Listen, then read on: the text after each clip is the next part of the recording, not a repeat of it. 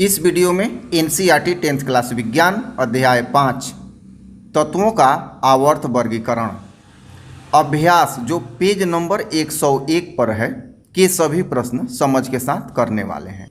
छठा नंबर प्रश्न, आवर्त सारणी में 3 तत्व ए, बी तथा सी की स्थिति इस प्रकार है। देखिए, समूह अर्थात स्तंभ 16 और ये समूह स्तंभ 17 दिया हुआ है। यहाँ पे ये 3 खाली स्थान है और यहाँ बी है, यहाँ पे पहला खाली स्थान है ए है और यहाँ खाली है, यहाँ सी है। अब ध्यान देना है, कुछ प्रश्न पूछ रहा है, कह रहा है कि अब बताइए, ए प्रश्न है ए धातु है या अधातु।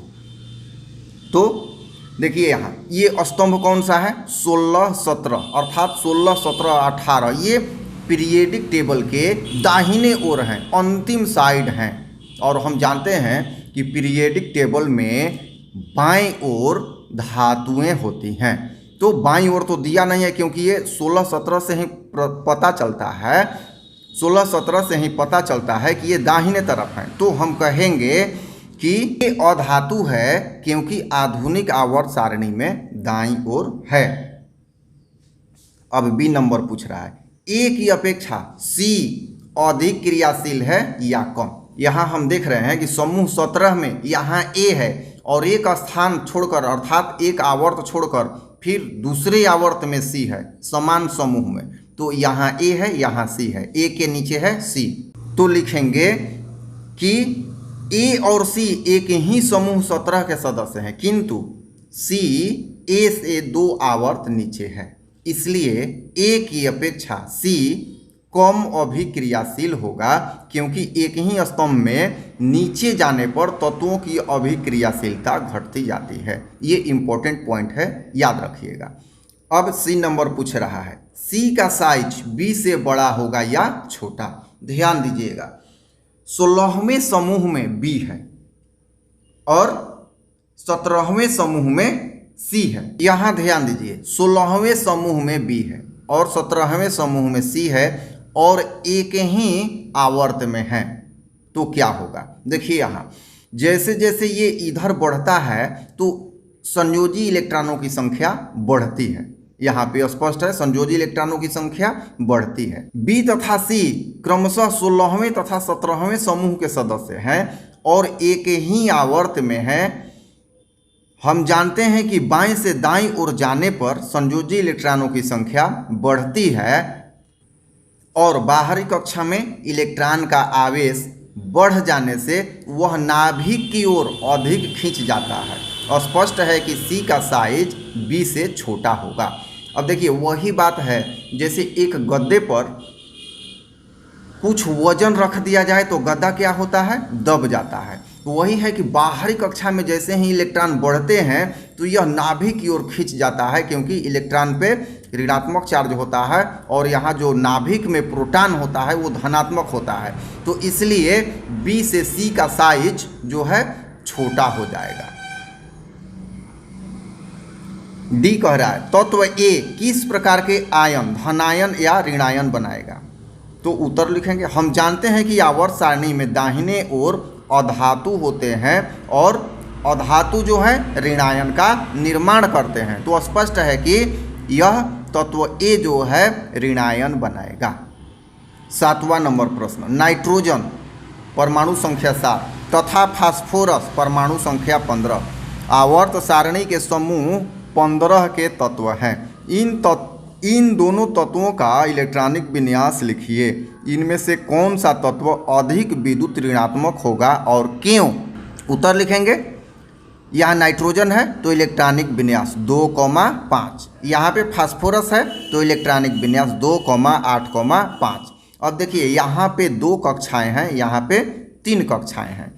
फास्फोरस की अपेक्षा नाइट्रोजन अधिक विद्युत ऋणात्मक होगा क्योंकि एक ही समूह में नीचे आने पर विद्युत ऋणात्मकता घटती है।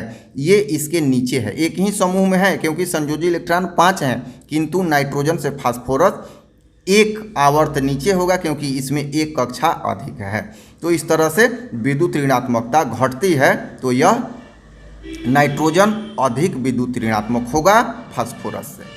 8वां नंबर प्रश्न, तत्व के इलेक्ट्रॉनिक विन्यास का आधुनिक आवर्त सारणी में तत्व की स्थिति से क्या संबंध है। इलेक्ट्रॉनिक विन्यास से ही हम तत्व के स्तंभ तथा आवर्त का पता लगा सकते हैं, क्योंकि बाहरी कक्षा में इलेक्ट्रॉनों की संख्या स्तंभ को दर्शाती है, जबकि तत्व के कोषों की संख्या आवर्त को दर्शाती है। जैसे उदाहरण में मान लिया जाए कि यहाँ 2, यहाँ 8, यहाँ 3 है, तो यहाँ इलेक्ट्रॉनिक विन्यास 1, 2, 3 है, तो ये क्या आवर्त को दर्शाएगा। 1, 2, 3 कोष हैं तो तीसरे आवर्त में होगा।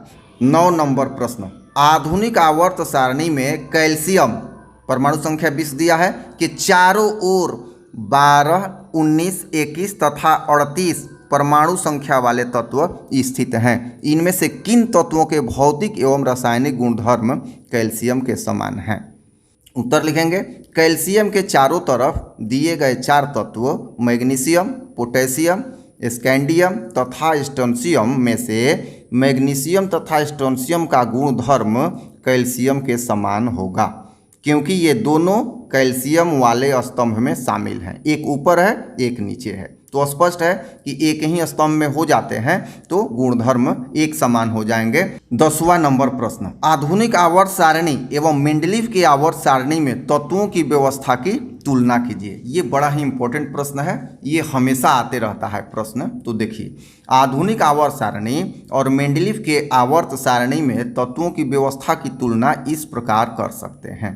पहला, आधुनिक आवर्त सारणी में तत्व व्यवस्था का आधार परमाणु संख्या है, जबकि मेंडलीव की आवर्त सारणी में तत्व की व्यवस्था का आधार द्रव्यमान संख्या है। ये मुख्य अंतर यही है कि आधुनिक आवर्त सारणी किसके अनुरूप है, तो परमाणु संख्या के, और मेंडलीव की जो आवर्त सारणी है वो क्या है, द्रव्यमान संख्या के अनुरूप है। दूसरा नंबर, आधुनिक आवर्त सारणी में 18 स्तंभ हैं, जबकि मेंडलीव के आवर्त सारणी में 8 ही स्तंभ हैं। तीसरा, आधुनिक आवर्त सारणी में 7 आवर्त हैं, जबकि मेंडलीव के आवर्त सारणी में 6 आवर्त हैं। चौथा, आधुनिक आवर्त सारणी में हाइड्रोजन को उचित स्थान दिया गया है, जबकि मेंडलीव के आवर्त सारणी में हाइड्रोजन को उचित स्थान नहीं मिल पाया है। तो ये मुख्य 4 अंतर हैं जो आधुनिक आवर्त सारणी और मेंडलीव के आवर्त सारणी से हैं। तो इस अध्याय में अभ्यास के इतने ही प्रश्न हैं, सभी प्रश्न समाप्त हुए। फिर हम लोग मिलते हैं विज्ञान के किसी अगले अध्याय के पेज और अभ्यास के प्रश्नों के साथ। धन्यवाद।